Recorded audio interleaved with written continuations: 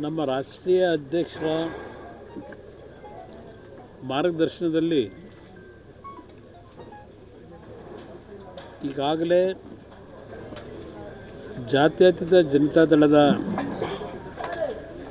25 ವರ್ಷಗಳ ಪಕ್ಷದ ಸಂಘಟನೆಯಲ್ಲಿ ರಾಜ್ಯದಲ್ಲಿ ಒಂದು ಪ್ರಾದೇಶಿಕ ಹಿನ್ನೆಲೆಯನ್ನು ಹೊಂದಿರತಕ್ಕಂಥ ಈ ಒಂದು ಪಕ್ಷ ಬೆಳ್ಳಿ ಹಬ್ಬವನ್ನು ಆಚರಣೆ ಮಾಡ್ತಾ ಇದ್ದೇವೆ. ಈಗಾಗಲೇ ಸಾಂಕೇತಿಕವಾಗಿ ಬೆಂಗಳೂರು ನಗರದ ಪಕ್ಷದ ಆವರಣದಲ್ಲಿ ರಾಜ್ಯದ ಎಲ್ಲ ಪ್ರಮುಖ ಕಾರ್ಯಕರ್ತರುಗಳ ಸಮ್ಮುಖದಲ್ಲಿ ಒಂದು ಸಾಂಕೇತಿಕ ಕಾರ್ಯಕ್ರಮವನ್ನು ಏನು ಮಾಡಿದ್ವಿ. ಅವತ್ತಿನ ದಿನ ನಾವೊಂದು ಘೋಷಣೆ ಮಾಡಿದ್ದು, ಈ ಒಂದು ಬೆಳ್ಳಿ ಹಬ್ಬವನ್ನು ರಾಜ್ಯದ 30 ಜಿಲ್ಲೆಯಲ್ಲಿ ಮುಂದಿನ ದಿನಗಳಲ್ಲಿ ಕಾರ್ಯಕ್ರಮಕ್ಕೆ ಚಾಲನೆ ಕೊಡ್ತೀವಿ ಅಂತಕ್ಕಂಥ ಪ್ರಸ್ತಾಪ ಏನು ಮಾಡಿದ್ದು. ಅದರ ಹಿನ್ನೆಲೆಯಲ್ಲಿ ಹಾಸನ ಜಿಲ್ಲೆಯಲ್ಲಿ ಪ್ರಥಮವಾದಂಥ ಸಭೆ ಬೆಳ್ಳಿ ಹಬ್ಬದ ಆಚರಣೆಯನ್ನು ಮಾಡಬೇಕು ಅಂತಕ್ಕಂಥ ನಿರ್ಧಾರ ಮಾಡಿ ಜಿಲ್ಲೆಯ ಎಲ್ಲ ನಮ್ಮ ಪ್ರಮುಖ ನಾಯಕರುಗಳು, ಮಾಜಿ ಶಾಸಕರುಗಳು ಎಲ್ಲರೂ ಸೇರಿ ಮಾಜಿ ಸಚಿವರಾಗಿರ್ತಕ್ಕಂಥ ರೇವಣ್ಣ ಅವರ ಜೊತೆಗೂಡಿ ಪಕ್ಷದ ನಿಷ್ಠಾವಂತ ಕಾರ್ಯಕರ್ತರುಗಳೆಲ್ಲ ಕಳೆದ ಒಂದು ವಾರದಿಂದ ಇದೇ ತಿಂಗಳು 24ನೇ ತಾರೀಕಿನಂದು, ಅಂದರೆ ಇನ್ನು 3 ದಿನಗಳಿದೆ, ಪ್ರಥಮ ಸಭೆ ಹಾಸನ ಜಿಲ್ಲೆಯಲ್ಲೇ ಮಾಡಬೇಕು ಅಂತಕ್ಕಂಥದ್ದು ಅವರೆಲ್ಲರ ಅಭಿಪ್ರಾಯದ ಹಿನ್ನೆಲೆಯಲ್ಲಿ ಈ ಕಾರ್ಯಕ್ರಮ ಏರ್ಪಾಡು ಮಾಡಿದ್ದೇವೆ. ಅದರ ಜೊತೆಯಲ್ಲಿ ಈಗಿನ ಸರ್ಕಾರ ಈಗಾಗಲೇ ಹಾಸನ ಜಿಲ್ಲೆಯಲ್ಲಿ 2 ಸಭೆಗಳನ್ನು ಮಾಡಿದ್ದಾರೆ. ಮುಖ್ಯಮಂತ್ರಿಗಳು, ಮಂತ್ರಿಗಳು, ಹಲವಾರು ಉಪಮುಖ್ಯಮಂತ್ರಿಗಳು ಒಳಗೊಂಡಂತೆ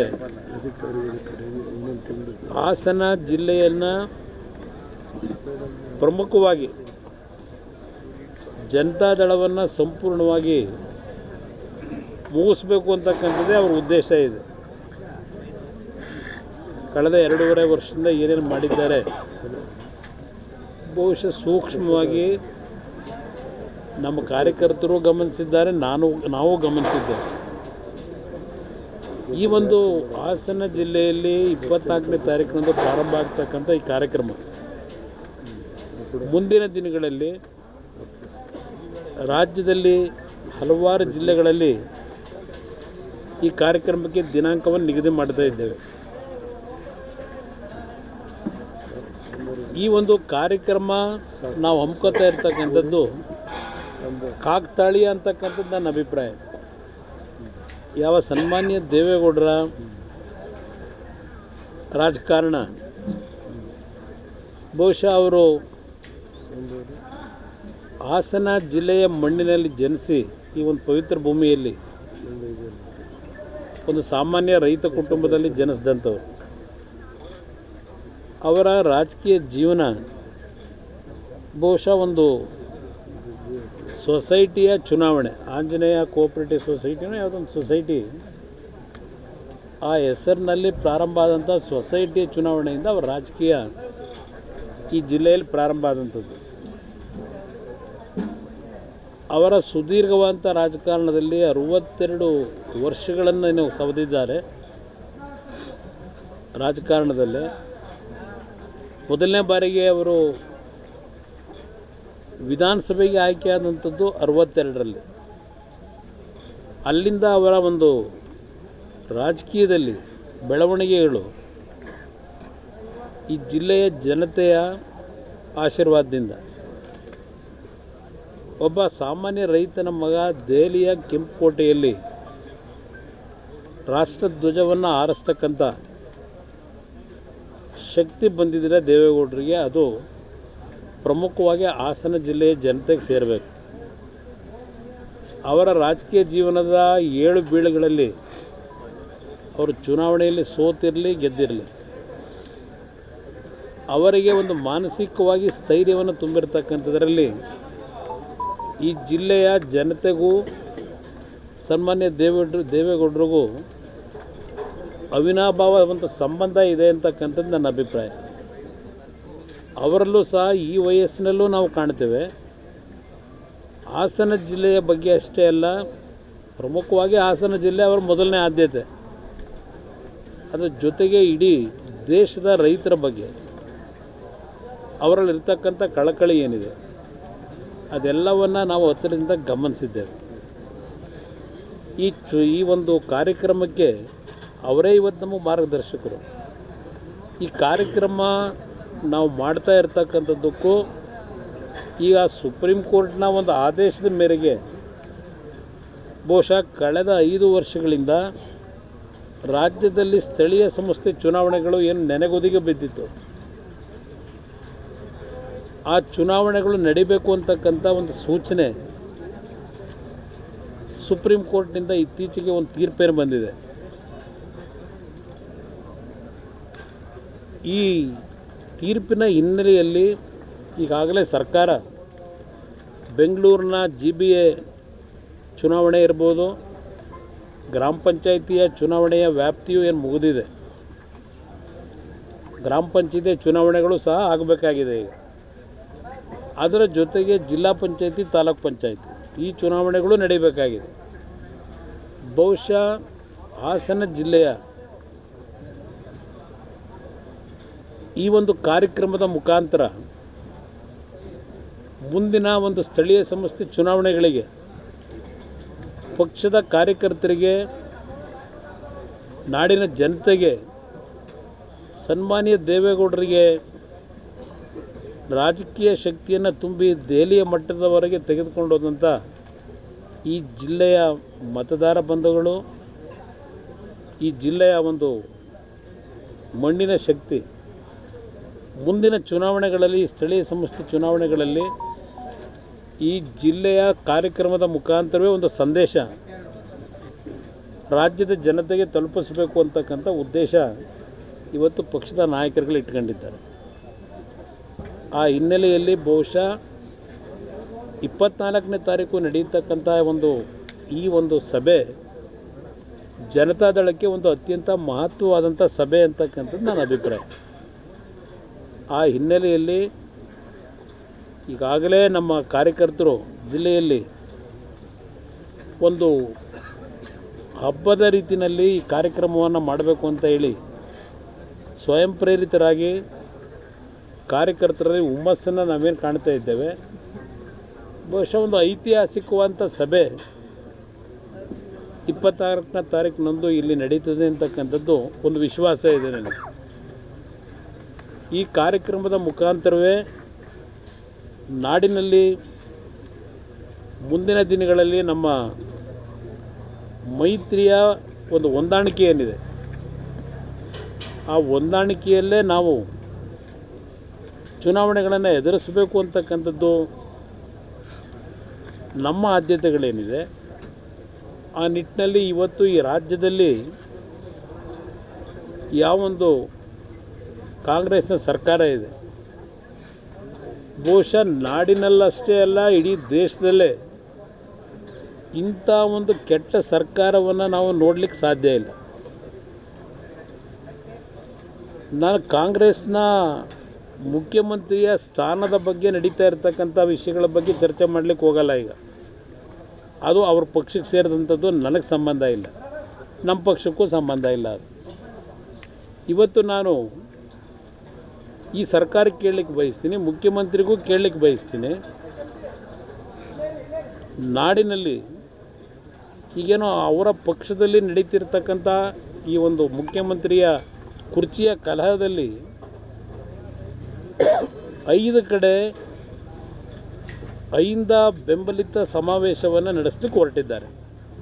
ಇವತ್ತು ನಾನು ಮಾಧ್ಯಮದಲ್ಲಿ ಗಮನಿಸ್ತಾ ಇದ್ದೆ. ಈ 5 ಹೆಸರಿನಲ್ಲಿ ಯಾವೊಂದು ಸಭೆ ನಡೆಸ್ತಾ ಇದ್ದೀರಿ, ನಾನು ಒಂದು ಪ್ರಶ್ನೆಯನ್ನು ಇಡಲಿಕ್ಕೆ ಬಯಸ್ತೀನಿ. ಮುಖ್ಯಮಂತ್ರಿಗಳಿಗೆ ಅಹಿಂದ ಚಾಂಪಿಯನ್ ಅಂತಕ್ಕಂಥ ಒಂದು ಬಿರುದನ್ನೇನು ಕೊಟ್ಕೊಂಡಿದ್ದಾರೆ ಆ ಸಂಘಟನೆಗಳು. 2023, 24, 24, 25, 25, 26 ಈ 3 ವರ್ಷದ ಶಿಕ್ಷಣ ಕ್ಷೇತ್ರದಲ್ಲಿ OBCಗೆ ಮತ್ತು ಮೈನಾರಿಟೀಸ್ಗೆ ಯಾವ ಮುಸ್ಲಿಮರ ಚಾಂಪಿಯನ್ ಅಂತಾರೆ, OBC ಮತ್ತು ಮುಸಲ್ಮಾನ್ ಬಂಧುಗಳಿಗೆ ಮಕ್ಕಳಿಗೆ ಸ್ಕಾಲರ್ಶಿಪ್ಪನ್ನು ಕೊಡ್ತಕ್ಕಂಥ ಇಶ್ಯೂನಲ್ಲಿ ಸುಮಾರು 1,64,000 ವಿದ್ಯಾರ್ಥಿಗಳಿಗೆ ಈ 3 ವರ್ಷದ ಸ್ಕಾಲರ್ಶಿಪ್ಗಳು ದೊರಕಲಿಲ್ಲ.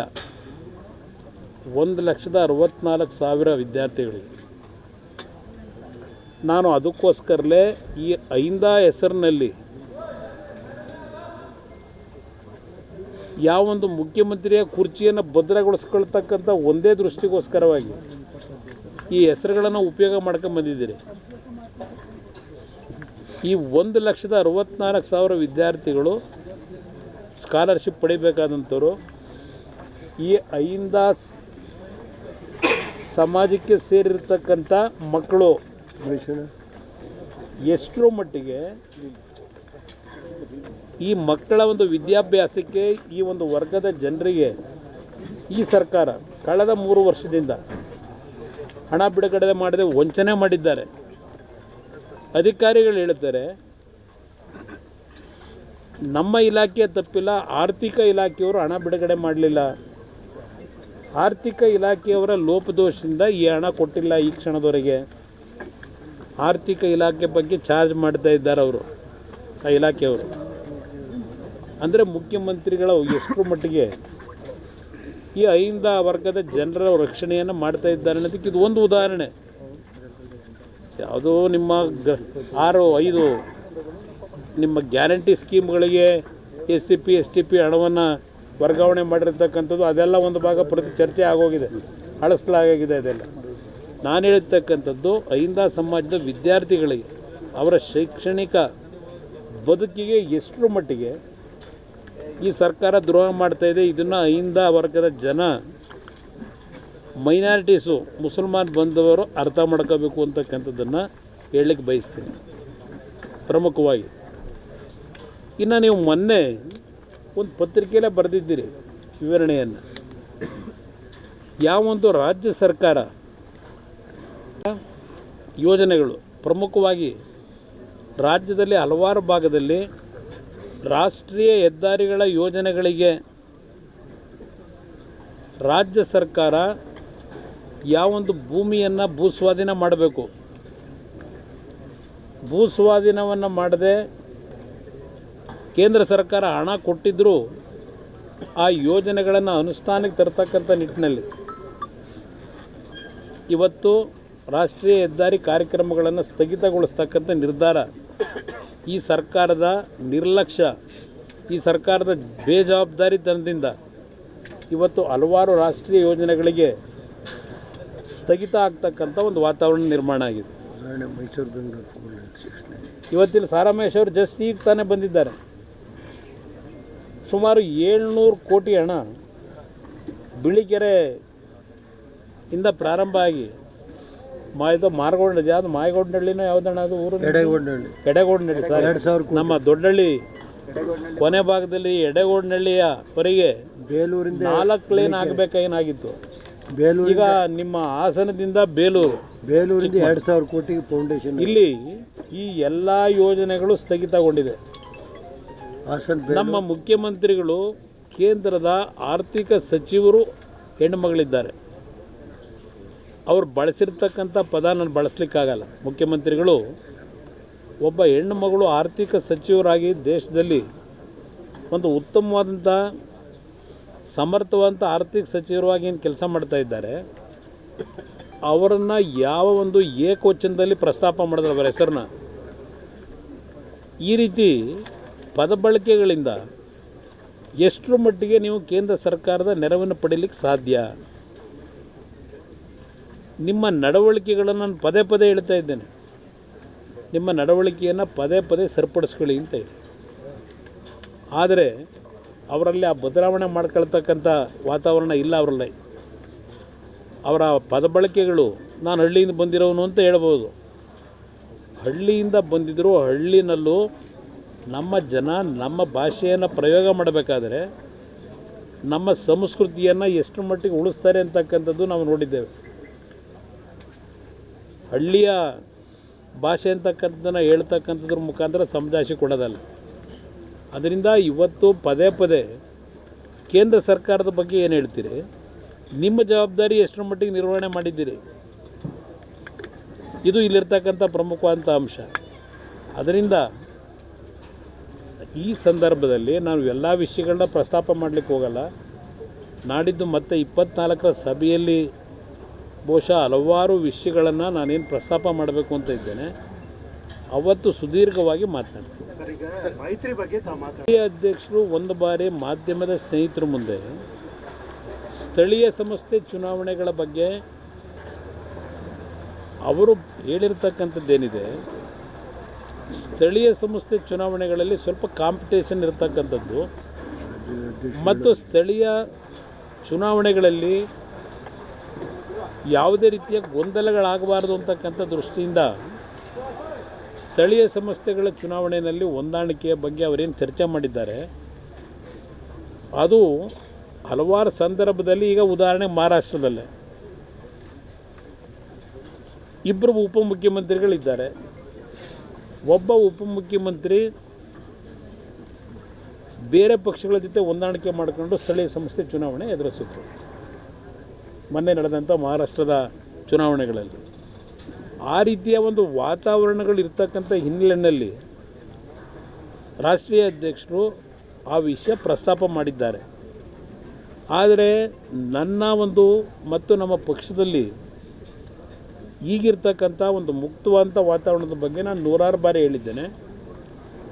ನಾವು ಸ್ಥಳೀಯ ಸಂಸ್ಥೆ ಚುನಾವಣೆಗಳಲ್ಲೂ ಸಹ ಸಾಧ್ಯವಾದ ಮಟ್ಟಿಗೆ ನಾವು ಒಡಂಬಡಿಕೆಯನ್ನು ಮಾಡಬೇಕು ಅಂತಕ್ಕಂಥದ್ದು, ಎರಡೂ ಪಕ್ಷಗಳ ನಾಯಕರು ಕೂತು ಇದ್ರ ಬಗ್ಗೆ ಚರ್ಚೆ ಮಾಡಿ ಸಾಧಕ ಬಾಧಕಗಳು ಯಾವ ರೀತಿ ಹೋಗಬೇಕು ಅನ್ನೋದಾಗಿದ್ರೆ ನಮ್ಮ ಪ್ರಮುಖವಾದಂಥ ಗುರಿ ಇರ್ತಕ್ಕಂಥದ್ದು ನಾಡಿನ ಜನತೆಯ ಬಯಕೆ, ನಮ್ಮ ಪಕ್ಷಗಳ ಬಯಕೆ ಅಲ್ಲ. ಇದು ನಾಡಿನ ಜನತೆಯ ಬಯಕೆ ಇರ್ತಕ್ಕಂಥದ್ದು.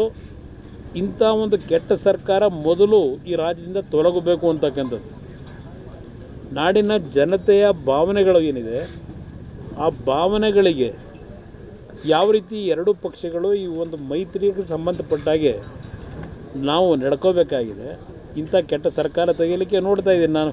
ಅದರಿಂದ ಯಾವುದೇ ವಿಷಯಗಳನ್ನು ನಿಮ್ಮ ಮುಂದೆ ಹೇಳ್ತಾ ಇಲ್ಲ ನಾನು. ಭ್ರಷ್ಟಾಚಾರದ ಬಗ್ಗೆ ಮತ್ತಿನ್ನು ಅಧಿಕಾರಿಗಳು ಯಾವ ರೀತಿ ನಡೀತಾ ಇದ್ದಾರೆ ಯಾವುದೂ ಇಲ್ಲಿ ಪ್ರಸ್ತಾಪ ಮಾಡಲಿಲ್ಲ ನಾನು.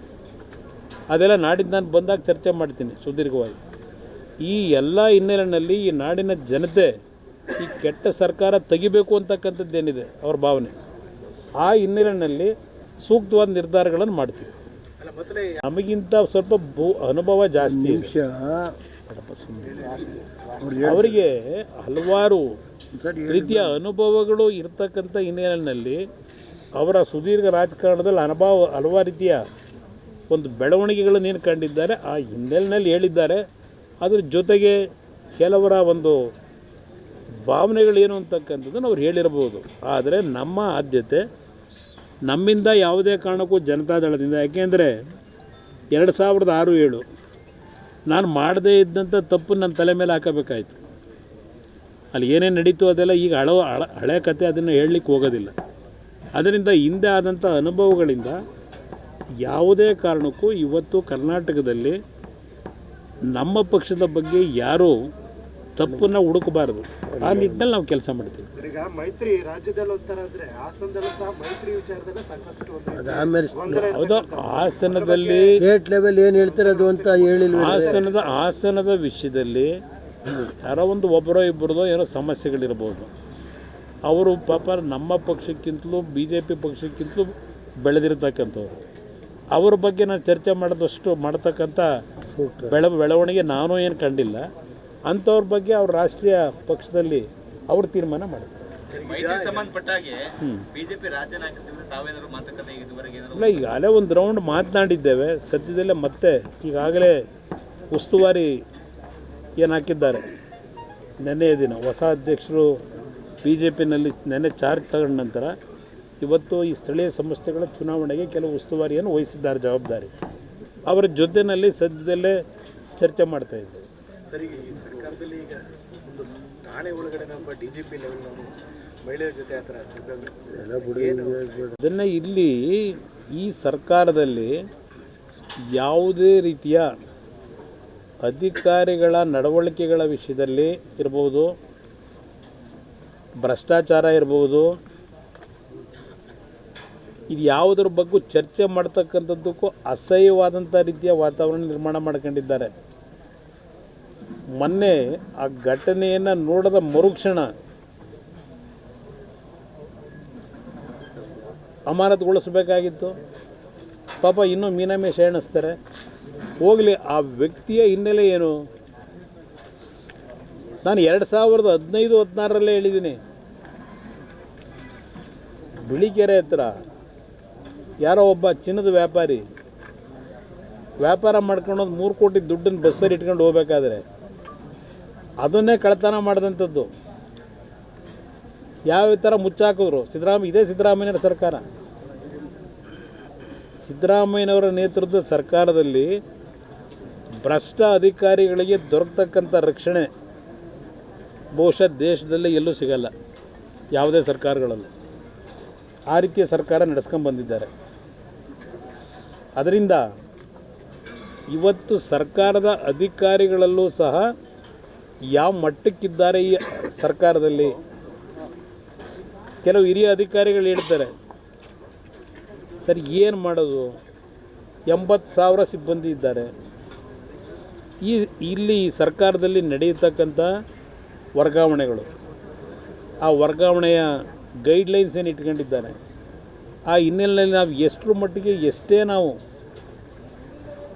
ಒಂದು ಶಿಸ್ತನ್ನು ಕಾಪಾಡ್ತೀವಿ ಅಂದರೂ ಈ ಸರ್ಕಾರ ವರ್ಗಾವಣೆಯಲ್ಲಿ ತೆಗೆದುಕೊಳ್ತಕ್ಕಂಥ ನಿರ್ಧಾರದಿಂದ ಆ ಶಿಸ್ತನ್ನು ನಾವು ಕಾಪಾಡೋಕ್ಕಾಗ್ತಾ ಇಲ್ಲ ಅಂತಕ್ಕಂಥದ್ದನ್ನು ಕೆಲವು ಒಳ್ಳೆಯ ಕೆಲಸ ಮಾಡ್ತಕ್ಕಂಥ ಅಧಿಕಾರಿಗಳು ಹೇಳ್ತಾರೆ. ನಿಮ್ಮ ಮುಖ್ಯಮಂತ್ರಿಗಳು ಏನು ಹೇಳಿದ್ರು ಮೊನ್ನೆ ಪೊಲೀಸ್ ಹಿರಿಯ ಅಧಿಕಾರಿಗಳ ಸಭೆಯಲ್ಲಿ? 80 ಕೇಸ್ಗಳು, ಕ್ರಿಮಿನಲ್ ಕೇಸ್ಗಳು ಪೊಲೀಸ್ ಅಧಿಕಾರಿಗಳ ಮೇಲೆ ಇದೆ ಅಂತ ಹೇಳಿ, ಇನ್ನು 80 ಕ್ರಿಮಿನಲ್ ಕೇಸ್ ಇಟ್ಟಿರ್ತಕ್ಕಂಥ ಅಧಿಕಾರಿಗಳನ್ನ ನೀವು ಆಯ್ದ ಸ್ಥಾನಗಳಿಗೆ ಅಧಿಕಾರ ಕೊಟ್ಟರೆ ಆ ವ್ಯಕ್ತಿಗಳಿಂದ ಏನು ಕೆಲಸ ಆಗ್ಬೋದು, ಎಷ್ಟು ರಕ್ಷಣೆ ದೊರಕ್ಬೋದು, ಇದು ಇರತಕ್ಕಂಥದ್ದು. ಇನ್ನು ನಿಮ್ಮದು ಎಂಥದ್ದು CL7 ನಾನು ಬಹುಶಃ ನಿಮ್ಮ ಮುಂದೆನೇ ಹೇಳಿದೆ.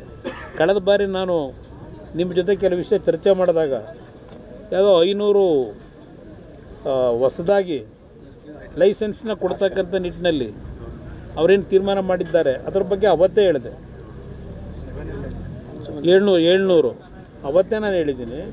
ಪಾಪ ಕೆಲವ್ರು ಹೇಳ್ತಾರೆ ದಾಖಲೆ ಕೊಡಿ ಅಂತೀರಿ. ಏನು ದಾಖಲೆ ಕೊಡ್ತೀರಿ? 25 ಲಕ್ಷ ರೂಪಾಯಿನ ಎಕ್ಸೈಸ್ ಡಿ ಸಿ ಸಮೇತ ಇಬ್ಬರು ಅಧಿಕಾರಿಗಳು ಸೇರಿ ದುಡ್ಡನ್ನು ತಗೊಂಡಿರ್ತಕ್ಕಂಥದ್ದು ಕ್ಯಾಶನ್ನ ಲೋಕಾಯುಕ್ತದವ್ರು ಹಿಡ್ದಾಗಿದೆ. ಇನ್ಯಾವ ನಿಮಗೆ ದಾಖಲೆ ಬೇಕು ಪ್ರಿಯಾಂಕಾ ಖರ್ಗೆ ಅವರೇ? ಇದು ನಡೀತಾ ಇರ್ತಕ್ಕಂಥದ್ದು. ಇನ್ನು ವಾಲ್ಮೀಕಿ ಹಗರಣ, ಅವನು ಯಾರನ್ನ ಪದ್ಮನಾಭ ಹಾಕೋರಲ್ಲ, ಅಲ್ಲಿ ಹಾಕಿದ್ರಲ್ಲ, ಆ ವ್ಯಕ್ತಿಯನ್ನು ಪೋಸ್ಟಿಂಗ್ ಕೊಡಲಿಕ್ಕೆ ಅವಕಾಶ ಇತ್ತಾ? ಆಮೇಲೆ ಏನೇನಾಗಿದೆ ಪ್ರೊಸೀಡಿಂಗು ಇವತ್ತಿನವ್ರಿಗೆ ಯಾರು ಚರ್ಚೆ ಮಾಡಿಲ್ಲ ಅದ್ರ ಬಗ್ಗೆ. ನನ್ನ ಹತ್ರ ಮಾಹಿತಿ ಇಟ್ಕೊಂಡಿದ್ದೀನಿ ಯಾವ ಥರ ನಂತರ ಆದಂಥ ಡ್ಯಾಮೇಜ್ನ ಸರಿಪಡಿಸೋಕ್ಕೆ ಈ ಸರ್ಕಾರ ಏನೇನು ನಡೆಸಿದ್ದಾರೆ ಎಲ್ಲ ಮಾಹಿತಿಗಳಿದೆ. ಯಾವುದೂ ಏನು ಮಾಹಿತಿಗಳೇನಿಲ್ಲ. ಅದಂತೂ ಹಿಟ್ ಆ್ಯಂಡ್ ರನ್ನು ಯಾವ ಹಿಟ್ ಆ್ಯಂಡ್ ರನ್ನು ಇಲ್ಲ. ನಿಮ್ಮ ಕರ್ಮಕಾಂಡಗಳನ್ನ ಹೇಳಲಿಕ್ಕೆ ಬೇಕಾದಷ್ಟು ಮಾಹಿತಿಗಳು ಇಟ್ಕೊಂಡಿದ್ದೀವಿ. ಆದರೆ ಏನು ಮಾಡೋದು, ಏನು ಹೇಳಿದ್ರು ನಿಮ್ಮಿಂದ ಈ ನಾಡಿನ ರಕ್ಷಣೆಯನ್ನು ಮಾಡ್ತಕ್ಕಂಥ ಒಂದು ಕಿಂಚಿತ್ತೂ ನಿಮ್ಮಲ್ಲಿ ಪಾಪ ಪ್ರಜ್ಞೆ ಅನ್ನೋದಿಲ್ಲ ಈ ಸರ್ಕಾರದಲ್ಲಿ. ಈ ಸರ್ಕಾರದ ನಡವಳಿಕೆ ಏನಿದೆ, ಯಾವ ಮಟ್ಟಕ್ಕೆ ಈ ಸರ್ಕಾರ ನಡೀತಿದೆ ಅಂತಕ್ಕಂಥದ್ದು ಇಲ್ಲಿ ಪ್ರಶ್ನೆ. ಬರೀ ಒಂದಲ್ಲ, ಕರಿಯಮ್ಮ ಅವ್ರದ್ದು ಒಬ್ಬರದಲ್ವಲ್ಲ, ಪ್ರತಿನಿತ್ಯ ಒಂದಲ್ಲ ಒಂದು ನಡೀತಾನೆ ಇದೆಯಲ್ಲ ಈ ಥರ. ಸರ್, ಪೌರಾಯುಕ್ತೆಗೆ ರಾಜೀವ್ ಗೌಡ ದಪ್ಪೆ ಪ್ರಕರಣದಲ್ಲಿ ರಾಜೀವ್ ಗೌಡನ ಬಗ್ಗೆ ಇದುವರೆಗೂ ಸಹ ಕ್ರಮ ಕೈಗೊಂಡಿಲ್ಲ ಸರ್ಕಾರ. ಇಲ್ಲ, ಬಂಧಿಸ್ತಾರಂತ, ಇನ್ನೂ ಬಂಧಿಸ್ತಾರ. ಇದರ ಗೃಹ ಸಚಿವರು ನೆನ್ನೆನೂ ಹೇಳೋರೆ, ಬಂಧಿಸ್ತಕ್ಕಂಥದ್ದಕ್ಕೆಲ್ಲ ಪ್ರಯತ್ನ ಪಡ್ತಾ ಇದ್ದೀವಿ ಅಂತ ಹೇಳ್ತಾ ಇದ್ದಾರೆ. ಜಾಮೀನು ಏನಾಗುತ್ತೆ ನೋಡ್ಕೊಂಡು ತೀರ್ಮಾನ ಮಾಡ್ತಾರೆ. Sir, all are finger ring at home minister sir, ಏನು ಈಸ್ ಈ ಕೇಪಬಲ್ ಆರ್ ನಾಟ್, ಏನು ಸರ್ ಇದು? ಯಾವ ನೀವೆಲ್ಲ ಅದನ್ನು ತೆಗೆದು ನೋಡಿದ್ರೆ ಅವರೇ ಇವತ್ತೇನೋ ಹೇಳೋರೆ, ನನ್ನನ್ನು ಯಾರು ಬೇಕಾದರೂ ಅಸಮರ್ಥ ಅನ್ನಲಿ, ಅವರೇ ಹೇಳ್ಕೊಂಡವ್ರೆ. ನಾವು ಹೇಳೋದು ಬೇರೆ. ಇವತ್ತಿನ ಪತ್ರಿಕೆಯಲ್ಲಿ ನೋಡಿದೆ ನಾನು, ನನಗೇನು ಬೇಜಾರಿಲ್ಲ, ನಾನು ಅಸಮರ್ಥ ಹೋಮ್ ಮಿನಿಸ್ಟರ್ ಅಂದರೂ ಬೇಜಾರಿಲ್ಲ, ಇವತ್ತು ಪತ್ರಿಕೆಯಲ್ಲೇ ಬಂದಿದೆ. ನಾವು ಸರ್ಟಿಫಿಕೇಟ್ ಏನು ಕೊಡೋದು ಬೇಕಾಗಿಲ್ಲ.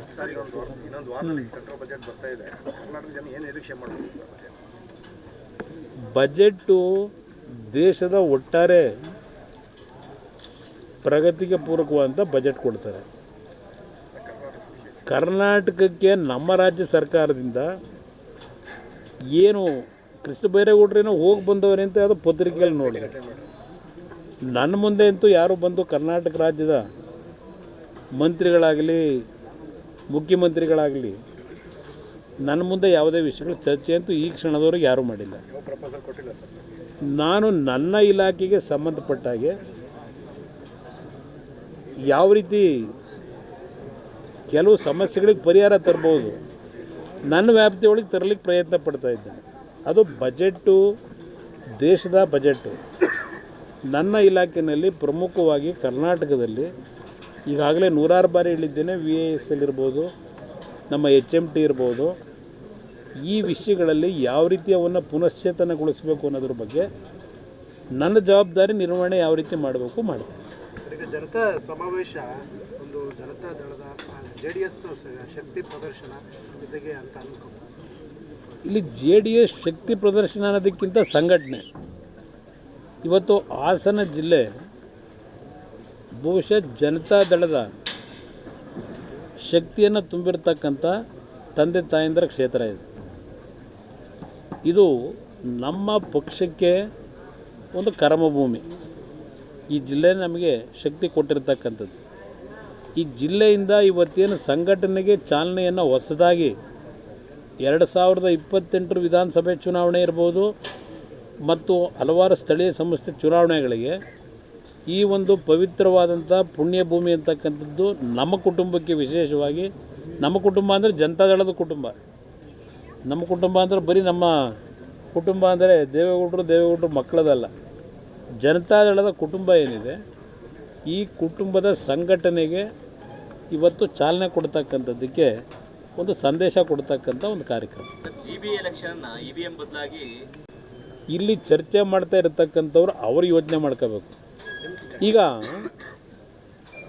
EV ಬಗ್ಗೆ ಚರ್ಚೆ ಕಾಂಗ್ರೆಸ್ನವ್ರು ಏನು ಮಾಡ್ತಾರೆ, ನಾನು ಮುಖ್ಯಮಂತ್ರಿಗಳಿಗೆ ಕೇಳ್ತೀನಿ, ನೀವು 135 ಸೀಟ್ ಗೆದ್ದಿರಲ್ಲ, EV ಮುಖಾಂತರ ಎಲೆಕ್ಷನ್ ಆಯಿತು, ಬ್ಯಾಲೆಟ್ ಪೇಪರ್ ನಡೆಸಿದ್ರು. ಈ ಬ್ಯಾಲೆಟ್ ಪೇಪರ್ದು ಇದೆಯಲ್ಲ, ಇಲ್ಲಿ ಇರ್ತಕ್ಕಂಥ ಈಗಿನ ಕಾಂಗ್ರೆಸ್ ಸರ್ಕಾರದ ನಡವಳಿಕೆ ಹಲವಾರು ನಮ್ಮ ಕೋಆಪರೇಟಿವ್ ಇನ್ಸ್ಟಿಟ್ಯೂಟ್ ಇದು ಚುನಾವಣೆಗಳಾಗಿದೆ. ಹಲವಾರು ಭಾಗದಲ್ಲಿ ಆ ಚುನಾವಣೆಗಳಲ್ಲಿ ನಾಳೆ ಬೆಳಗ್ಗೆ ವೋಟಿಂಗ್ ಹೋಗ್ತಕ್ಕಂಥವ್ರ ಪವರ್ಗಳನ್ನು ಮಧ್ಯರಾತ್ರಿ ಕಿತ್ತಾಕ್ತಾರೆ. ಹಾಂ, ನೀನೇ ಇದೆಯಾ? ಯಾರು? ಭೋಜೇಗೌಡರು. ಇದು ಒಂದು ಉದಾಹರಣೆ ಇಲ್ಲೇ ಹೇಳ್ತಾರೆ ನೋಡಿ. ಯಾವ ಒಂದು ಕೀಳು ಮಟ್ಟದಲ್ಲಿ ಏನೋ ಎಲ್ಲ ನಾವು DCC ಬ್ಯಾಂಕ್ಗಳು ಹೊಡೆದ್ಬಿಟ್ಟು ಏನೋ ಸದ್ಯ ಇಲ್ಲೇನೋ ಹಾಸನ ಜಿಲ್ಲೆ ಒಳಗೆಲ್ಲ ಇವರು ಸ್ವಲ್ಪ ಬಿಗಿಯಾಗಿರೋದ್ರಿಂದ ಉಳ್ಕೊಂಡವರೆಲ್ಲ ಕೋಆಪರೇಟಿವ್ನಲ್ಲಿ. ಬೇರೆ ಕಡೆ ಎಲ್ಲ ಯಾವ ಥರ ಚುನಾವಣೆ ನಡೆಸಿದ್ದಾರೆ ನೋಡಿದ್ದೀನಿ. ಈ ಬ್ಯಾಲೆಟ್ ಪೇಪರ್ ಇದೆಯಲ್ಲ, ಈಗಿನ ಅಧಿಕಾರಿಗಳೇನಿದ್ದಾರೆ, ಈಗಿನ ಚುನಾವಣಾ ವ್ಯಕ್ತಿಗಳನ್ನು ಏನು ಹಾಕ್ತೀರಿ ಚುನಾವಣೆ ನಡೆಸಲಿಕ್ಕೆ, ಈಗಿರ್ತಕ್ಕಂಥ ಈ ಸರ್ಕಾರದ ಮಂತ್ರಿಗಳು, ಉಪಮುಖ್ಯಮಂತ್ರಿಗಳು ಇವರೇನಿದ್ದಾರೆ, ಬಹುಶಃ ಬ್ಯಾಲೆಟ್ ಪೇಪರು ಯಾವ್ಯಾವ ಟೈಮ್ ಏನೇನು ಚೇಂಜ್ ಆಯ್ತವೋ ಗೊತ್ತಿಲ್ಲ. ಆದರೂ ಸಹ ನಾವು ಕಾರಣಗಳನ್ನು ಕೊಟ್ಟು ಚುನಾವಣೆ ಆಗಾಗುತ್ತೆ ಈಗಾಗುತ್ತೆ ಅಂತಕ್ಕಂಥದ್ದನ್ನು ಹೇಳಲಿಕ್ಕೆ ಎಂದೂ ಹೋಗಿಲ್ಲ, ಮುಂದಕ್ಕೂ ಹೇಳಲ್ಲ. ನಮ್ಮ ಹೋರಾಟ ನಾವು ಮಾಡಬೇಕು, ಮಾಡ್ತೀವಿ. ಸರ್, ನಿಮ್ಮ ಅವಧಿನಲ್ಲಿ ಹಾಸನಕ್ಕೆ ಒಂದು ಲಾ